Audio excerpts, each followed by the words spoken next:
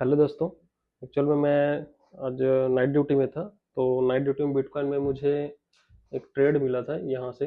यहाँ आप देख सकते हैं कि यहाँ ये नीचे आकर ले यहाँ से सपोर्ट लिए, सपोर्ट बनाकर ये ऊपर निकला। तो मैंने इसको कैप्चर किया। इसमें करीब $65 का प्रॉफिट हुआ है। आप देख सकते हैं मैंने इसमें दो जगह से लिया था, $65 प्रॉफिट हुआ है। और बात करते हैं अपने मार्केट में। अपने मार्केट में मैंने धन में भी ट्रेड लिया था। धन में भी अच्छा खासा प्रॉफिट मेरे को मिला।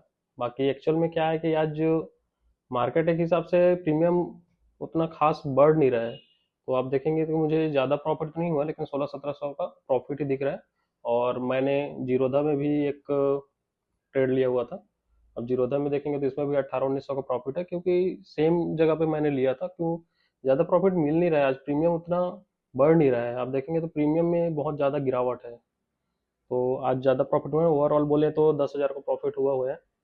तो आज के लिए मेरा हो गया है, तो आज मैं डन हूँ।